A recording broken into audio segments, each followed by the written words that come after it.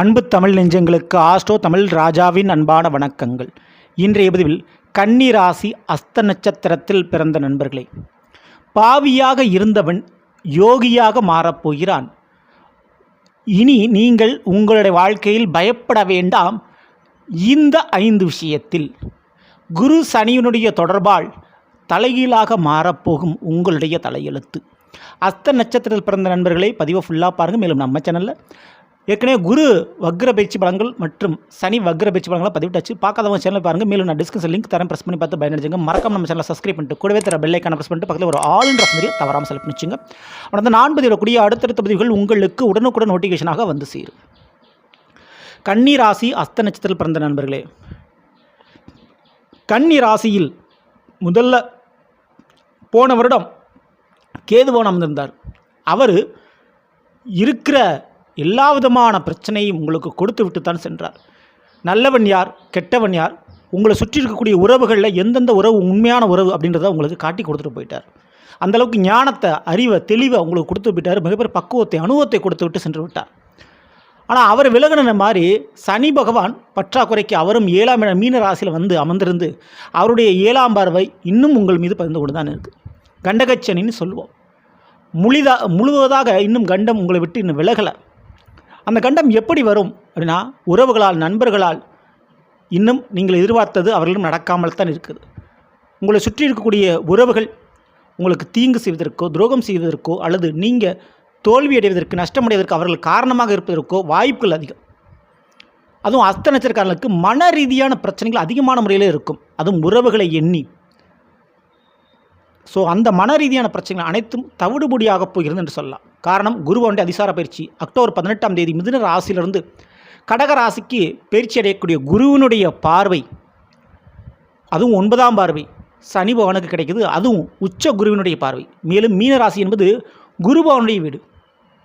இதுவரை பாவியாக இருந்த சனி பகவான் முழு சுவரான குருவினுடைய பார்வைப்பட்டதால் யோகியாக இனி மாறப்போகிறார். உங்களுக்கு யோகத்தை கொடுக்கவராக மாறப்போகிறார்.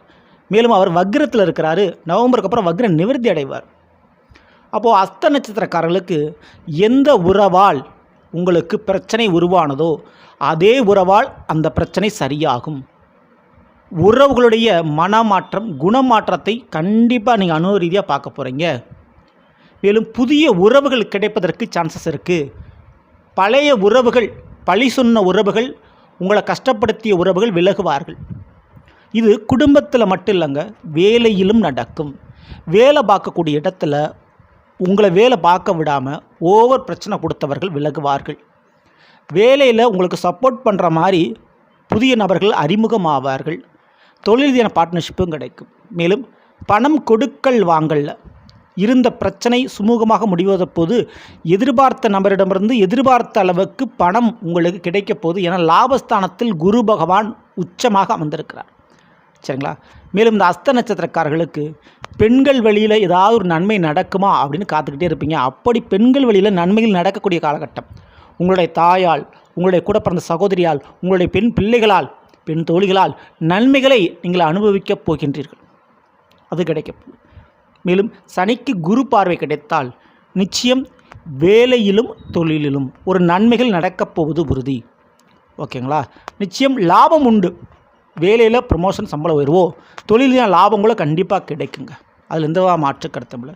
மேலும் இந்த சனி பகவான் 7ஆம் வீட்டில் கலத்திர ஸ்தானத்தில் உட்காந்துருக்கிறார் இல்லையா? நிச்சயம் குருவினுடைய சுப பார்வையாக கிடைக்கிறதுனால திருமண யோகங்கள் நிச்சயம் உண்டு. அதில் எந்த மாற்று கருத்துமில்லை. மேலும் முக்கியமாக உங்கள் குடும்பத்தில் முக்கியமான இருக்கக்கூடிய உறவுகளுக்கு நோய்வாய் பிரச்சனை ஏற்பட்டு அதனால் தேவையில்லாத மருத்துவ செலவு அப்படி இருந்துச்சுன்னா அந்த உறவுகளுடைய உடல்நிலை சரியாவதால் ஏற்பட்ட மருத்துவ செலவுகள் படிப்படியாக குறையும். அதுக்கு வாய்ப்பு ரொம்ப ரொம்ப ஜாஸ்தி. மேலும் இந்த குரு சனி தொடர்பு ஏற்பட்டால் ஒன்று தங்கம் வாங்குவதற்கு, தங்கத்தை மாற்றுவதற்கு, அடமானத்தில் போன தங்கனை மீட்டெடுப்பதற்கும் மற்றும் பழைய வண்டி வாகனங்களை மாற்றுவதற்கும், பழைய சொத்துக்களை விற்று வேறு சொத்துக்கள் வாங்குவதற்கும் யோகங்கள் உண்டு. சரிங்களா?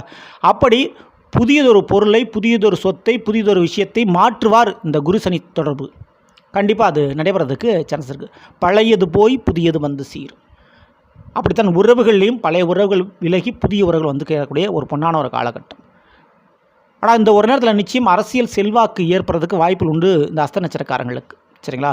பிள்ளைகளால் வருமானம் ஈட்டக்கூடிய ஒரு நாள்களாக அது இருக்க போகுது. சரிங்களா? ஸோ இப்படிப்பட்ட நன்மைகளை கொடுக்கும்போது நிச்சயம் சனி பகவான் நேரடி 7ஆம் முறை உங்கள் மீது விழுந்து கொண்டிருக்குது. அதையும் மறந்துடாதீங்க. அப்போது கடமை கண்ணியம் கட்டுப்பாடு, மேலும் நேர் வழியில் செல்லுங்கள். அதேபோல் எந்த ஒரு விஷயமா இருந்தாலும் உங்களால் முடியலன்னு சொல்லிடுங்க.